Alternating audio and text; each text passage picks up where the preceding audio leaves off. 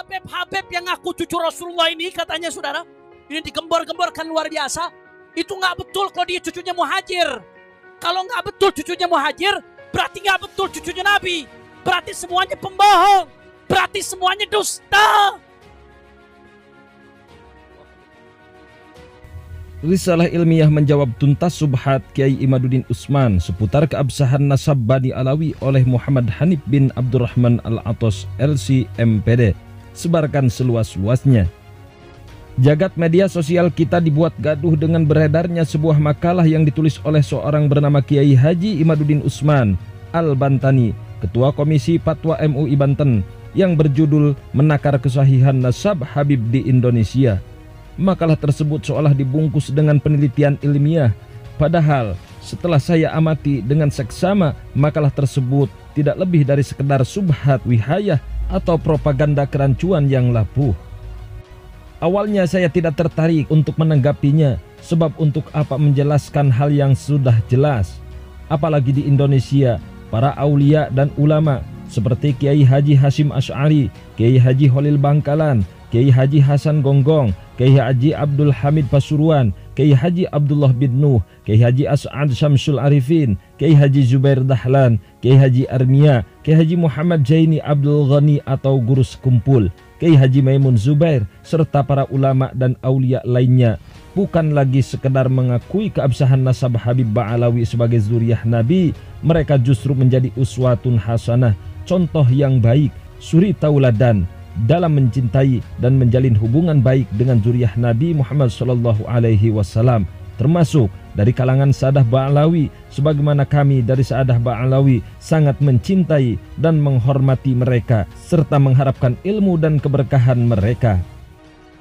Dan para aulia lainnya sudah, mereka bukan lagi mengakui, tapi menunjukkan bagaimana rasa hormat kepada Alabi Alawi, dan kita pun wajib untuk lebih hormat kepada mereka, untuk lebih ta'zim kepada mereka, untuk cari keberkahan mereka, untuk cari ilmu mereka, saudara.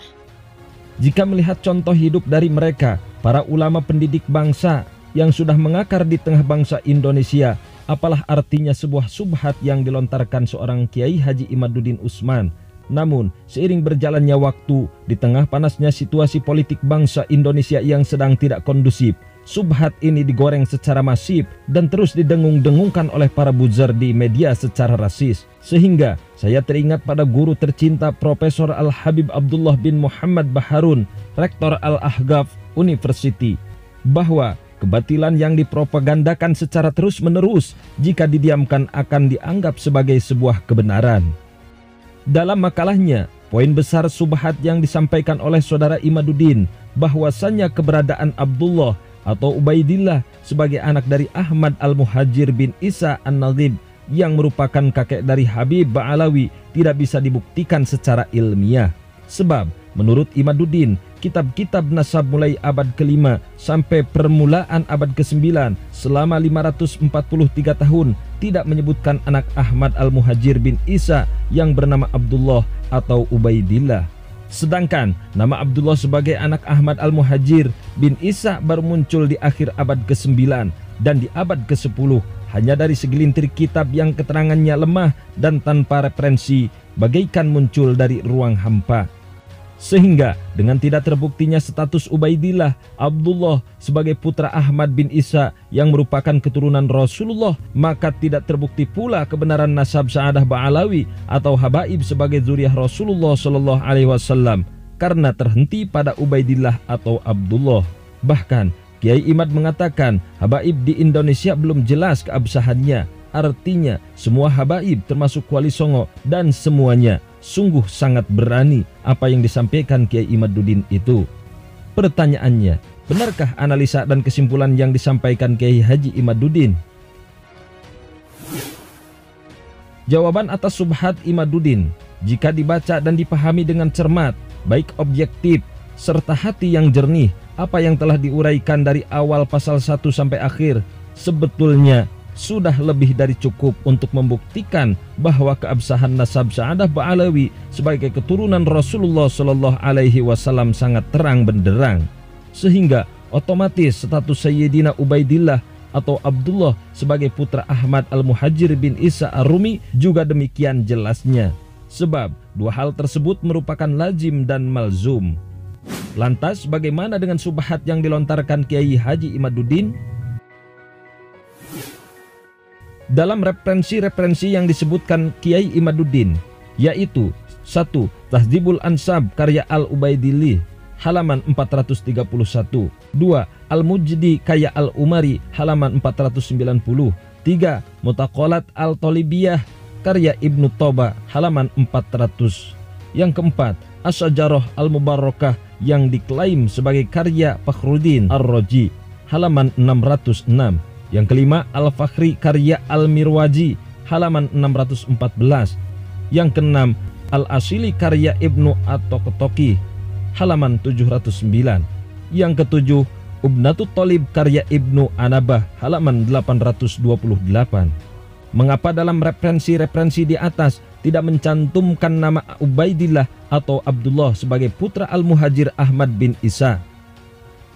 Menurut Kiai Imaduddin, nama Abdullah bin Ahmad Al-Abah bin Isa baru muncul di akhir abad ke-9 dalam kitab An-Nabhah Al-Ambariyah karya Qajim Al-Musawi halaman 880, dan baru muncul kembali pada abad ke-10 dalam kitab Tuhfatut Thalib karya As-Samarqandi, dan baru muncul kembali pada abad ke-10 dalam kitab Tuhfatut Thalib karya As-Samarqandi halaman 996.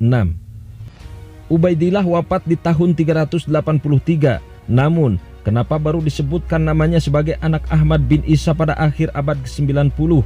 Kemana saja selama lebih dari 500 tahun?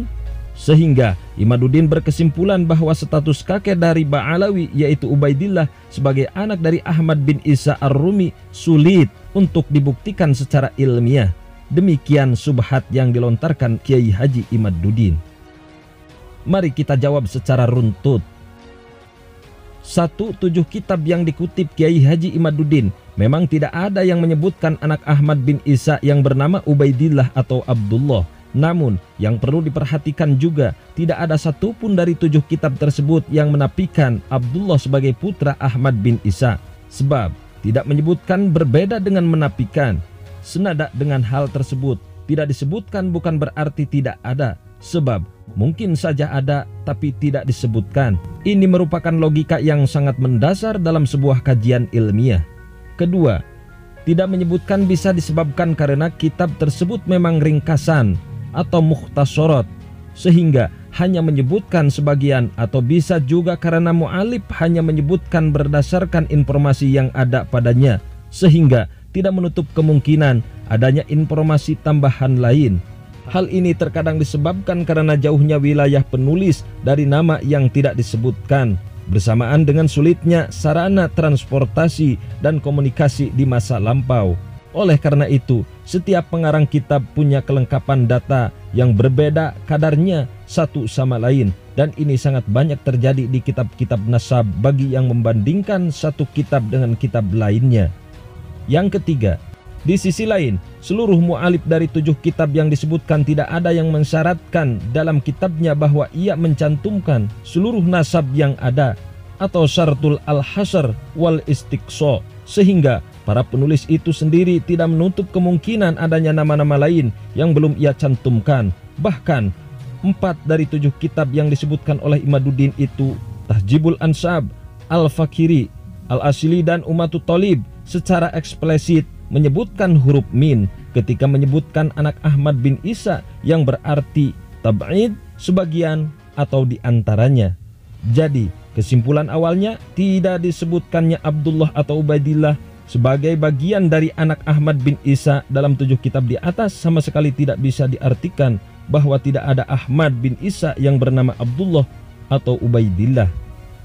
Yang keempat, benarkah tuduhan Imaduddin bahwa nama Abdullah bin Ahmad bin Isa baru dimunculkan pertama kali dalam kitab An-Anfah Al-Anbariyah di akhir abad ke-9, sehingga nama itu baru muncul setelah 5 abad lebih?